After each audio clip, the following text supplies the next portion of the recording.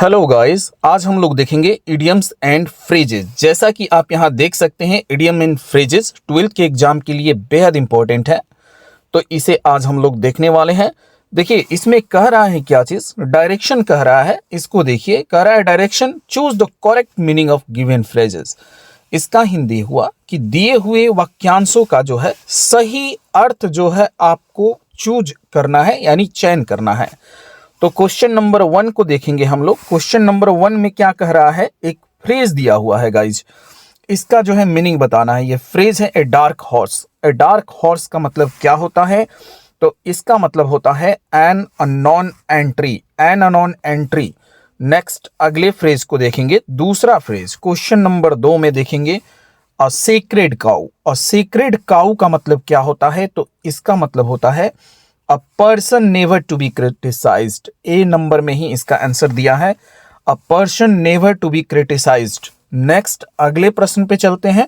अगला प्रश्न है प्रश्न संख्या 3, अ वाइल्ड गुड चेस। अ वाइल्ड गुड चेस फ्रेज का मतलब क्या होता है, तो इसका मतलब होता है a useful effort. B number, यानी बी नंबर आंसर सही है।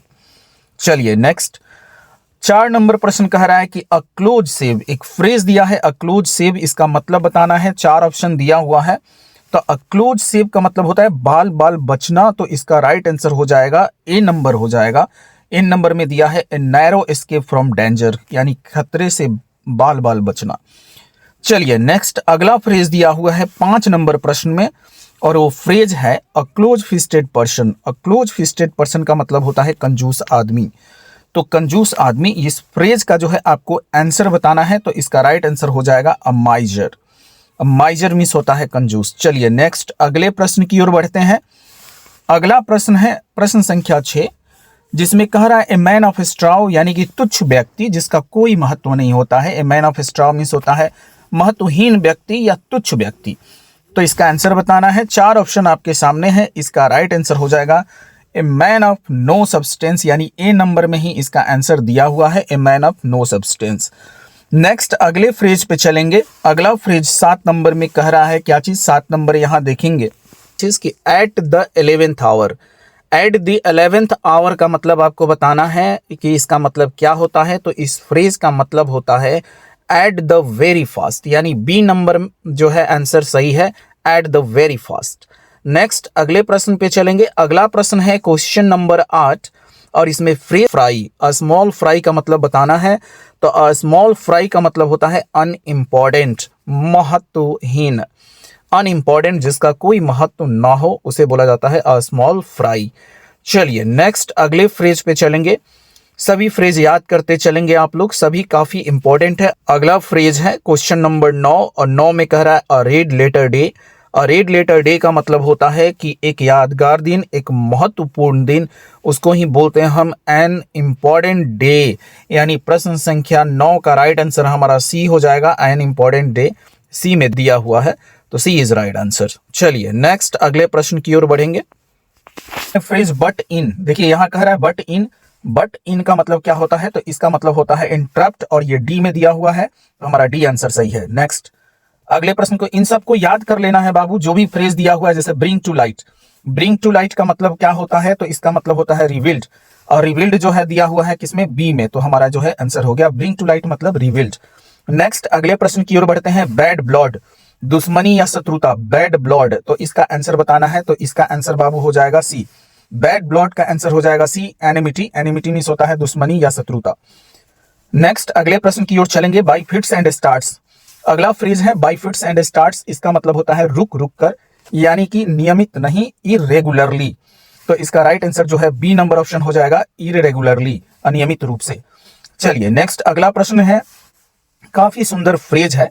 बाई लीप्स एंड बाउंड्स का मतलब होता है दिन दुनी रात चौगुनी, यानी काफी तेजी से। ठीक है, तो इसका राइट आंसर जो है हो जाएगा ए, रैपिडली। याद रखिएगा बाई लीप्स एंड बाउंड्स का मतलब रैपिडली। नेक्स्ट है प्रश्न संख्या 15। 15 में देखेंगे हम लोग कि blowing his own trumpet. Blowing his own trumpet का मतलब होता है क्या चीज, आपको बताना है। ब्लोइंग हिज ओन ट्रम्पेट, यह दोनों जो है एक ही में है, ये ब्लैक से हो गया है, इससे अलग मत छोड़ दीजिएगा।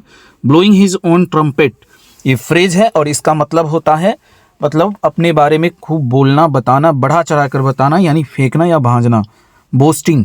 सो इसका राइट आंसर जो है डी हो जाएगा, बोस्टिंग। चलिए अगले फ्रेज पे चलते हैं।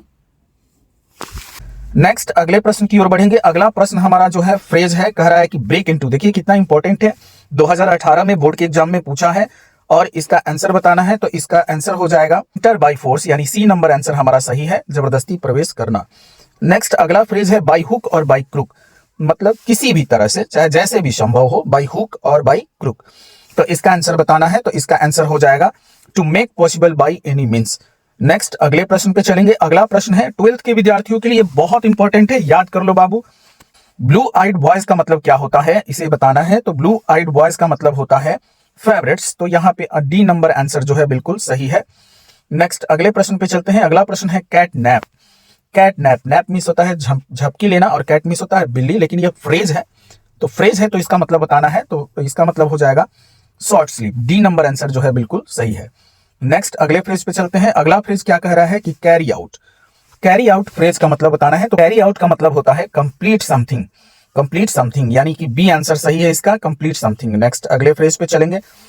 अगला फ्रेज है हमारा cats and dog. Cats and dogs का मतलब होता है मूसलाधार या बहुत भारी, ठीक है, काफी तेजी से। तो कैट्स एंड डॉग्स का मतलब होता है, कैट्स एंड डॉग्स, रेन का मतलब होता है मूसलाधार वर्षा, यानी हेवी वर्षा, यानी हैविली। चलिए तो इसका राइट आंसर बाबू हो जाएगा ए, हैविली यहां दिया हुआ है। नेक्स्ट अगले प्रश्न पे चलते हैं। Come to grief. अगला फ्रेज है come to grief. Come to grief का मतलब होता है दुखी होना, कष्ट झेलना, कष्ट काटना। तो इसका राइट आंसर बताना है। इसका राइट आंसर ए हो जाएगा, सफर। नेक्स्ट अगला फ्रेज है, देखेंगे आप यहाँ अगला फ्रेज है cold comfort. Cold comfort phrase का मतलब आपको बताना है। तो इसका मतलब हो जाएगा स्लाइट सेटिस्फेक्शन, और स्लाइट सेटिस्फेक्शन सी नंबर में दिया हुआ है। तो सी हमारा राइट आंसर है। अगला फ्रेज है currying favour with. Currying favour with, इस फ्रेज का मतलब बताना है। तो इसका मतलब होता है ingratiating itself with, ingratiating itself with. D number answer सही है। चलिए नेक्स्ट अगले प्रश्न पे चलते हैं। अगला प्रश्न है dog in a manger. Dog in a manger phrase है और इसका मतलब बताना है। तो इसका मतलब होता है सेल्फिश, यानी बी नंबर आंसर सही है। Thanks for watching. और याद कर लीजिए बोर्ड के एग्जाम के लिए ये बहुत इंपॉर्टेंट है, इट्स वेरी वेरी इंपॉर्टेंट।